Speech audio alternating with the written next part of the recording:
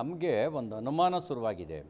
ಯಾಕೆಂದರೆ ಯಾವಾಗ ಬೆಲೆ ಏರಿಕೆ ಹೋರಾಟವನ್ನು ನಾವು ಕೈಗೆತ್ಕೊಂಡ್ವಿ, ಮಹರ್ಷಿ ವಾಲ್ಮೀಕಿ ಅಭಿವೃದ್ಧಿ ನಿಗಮದಲ್ಲಿ 187 ಕೋಟಿ ರೂಪಾಯಿ ಲೂಟಿ ಏನು ನಡೆದಿದೆ, ಈ ಪರಿಶಿಷ್ಟ ಪಂಗಡದ ಕಲ್ಯಾಣಕ್ಕೆ ಬಳಕೆ ಆಗಬೇಕಾಗಿರ್ತಕ್ಕಂಥ ಹಣದ ಲೂಟಿ ಏನು ನಡೆದಿದೆ, ಅದಕ್ಕೆ ಹೋರಾಟವನ್ನು ಯಾವಾಗ ಕೈಗೆತ್ಕೊಂಡ್ವಿ. ಇಲ್ಲಿ ಮೈಸೂರಿನಲ್ಲಿ ನಮ್ಮ ಶಾಸಕರಾಗಿರ್ತಕ್ಕಂಥ ಶ್ರೀವತ್ಸ ಅವರು ಮತ್ತು ರಘು ಕೌಟಿಲ್ಯರವರು ಮೂಡಾದ ಬಹುದೊಡ್ಡ ಹಗರಣವನ್ನು ಕೈಗೆತ್ಕೊಂಡ್ರು. ಆವಾಗ ಇವೆಲ್ಲ ಚರ್ಚೆ ವಿಷಯ ಆಗ್ತಿರೋದನ್ನು ನೋಡಿದಾಗ ನಿಜವಾಗಲೂ ಮುಖ್ಯಮಂತ್ರಿ ಉಪಮುಖ್ಯಮಂತ್ರಿ ನಡುವೆ ಕುರ್ಚಿ ಜಗಳ ಇದೆಯೋ ಅಥವಾ ಇಲ್ಲಿ ಜನರ ಬದುಕಿನ ಸಮಸ್ಯೆಗಳು ಚರ್ಚೆ ಆಗಬಾರ್ದು, ಅವ್ರು ಮಾಡಿರುವ ಮೋಸ ಚರ್ಚೆ ಆಗಬಾರ್ದು ಅನ್ನೋ ಹಿನ್ನೆಲೆಯೇನಾದ್ರು ಈ ಥರ ರಾಜಕೀಯ ನಾಟಕ ಆಡ್ತಿದ್ದಾರೆ ಅನ್ನೋದು ಕೂಡ ನಮಗೆ ಸ್ವಲ್ಪ ಸಂಶಯಕ್ಕೆ ಒಳಗೆ ಮಾಡಿರುವಂಥ ಸಂಗತಿ. ಮೈಸೂರದಂತೂ ಬೇಲಿನೇ ಎದ್ದು ಹೊಲ ಮೇಯ್ದಂಗೆ ಆಗಿದೆ. ಈ ಬಸವಣ್ಣವ್ರದ್ದು ಒಂದು ವಚನ ಇದೆ, ಏರಿ ನೀರುಂಬಡೆ ಬೇಲಿ ಹೊಲ ಮೈದಡೆ ತಾಯ ಹಾಲೇ ನಂಜಾಗಿ ಕೊಲವಡೆ. ಆಮೇಲೆ ಇನ್ನೊಂದು ಎಂಥದ್ದು ಮನೆಯಲ್ಲಿ ಅದಲ್ಲ ಅಲ್ಲ ಅಲ್ಲ ಅಲ್ಲ ಮನೆಯಲ್ಲೇ ಕಳವಡೆ ಅಂತೇನೋ ಇದೆಯಲ್ಲ ಅದು. ಆ ರೀತಿ ಈಗ ಮುಖ್ಯಮಂತ್ರಿಗಳ ಮೂಗಿನಡಿನಲ್ಲಿ ಸಾವಿರಾರು ಕೋಟಿ ರೂಪಾಯಿನ ಮೂಡಾದ ಆಸ್ತಿ ಕಳ್ಳಕಾಕರ ಪಾಲಾಗತ್ತೆ.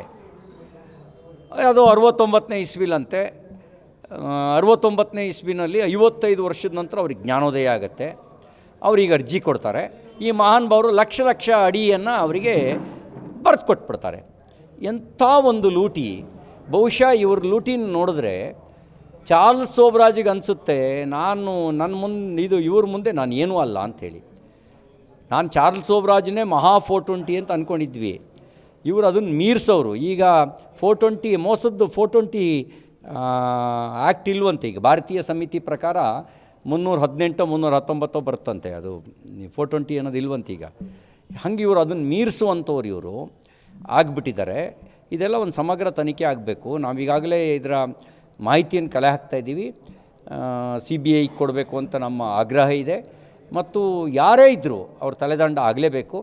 ಮತ್ತು ವಾಪಸ್ಸು ಸರ್ಕಾರದ ಆಸ್ತಿ ಸರ್ಕಾರದ ಕೈಗೆ ಬರಬೇಕು. ಇವ್ರಿಗೆ ಬಡವರಿಗೆ ನಿವೇಶನ ಕೊಡೋಕ್ಕೆ ಇವ್ರ ಹತ್ರ ಜಾಗ ಇಲ್ಲ, ದಲಿತರಿಗೆ ನಿವೇಶನ ಕೊಡೋಕ್ಕೆ ಇವ್ರ ಹತ್ರ ಜಾಗ ಇಲ್ಲ.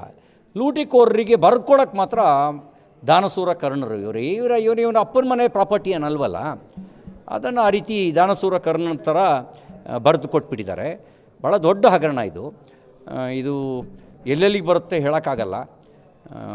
ಜಿಲ್ಲಾ ಉಸ್ತುವಾರಿ ಸಚಿವರ ಪಾತ್ರ ಏನು, ಇಲಾಖೆಯ ಸಚಿವರ ಪಾತ್ರ ಏನು, ಮುಖ್ಯಮಂತ್ರಿಗಳಿಗೆ ಎಷ್ಟು ಗೊತ್ತು ಎಷ್ಟು ಗೊತ್ತಿಲ್ಲ, ಇವೆಲ್ಲವೂ ಸಮಗ್ರ ತನಿಖೆ ನಂತರ ಗೊತ್ತಾಗುತ್ತೆ. ಫಲಾನುಭವಿಗಳು ಯಾರ್ಯಾರಾಗಿದ್ದಾರೆ ಅನ್ನೋದನ್ನು ತನಿಖೆ ನಂತರ ತಿಳಿದುಬಿಟ್ರೆ ಅವ್ರು ಯಾರು ಹಿಂಬಾಲಕರು ಅಂತ ನೋಡ್ಕೊಂಬಿಟ್ರೆ ಗೊತ್ತಾಗ್ಬಿಡುತ್ತೆ ಇದರಲ್ಲಿ ಯಾರ್ಯಾರ ಪಾತ್ರ ಎಷ್ಟೆಷ್ಟಿದೆ ಅಂತ. ಆದರೆ ಲೂಟಿ ಅಂತೂ ನಡೆದಿರೋದು ನಿಜ.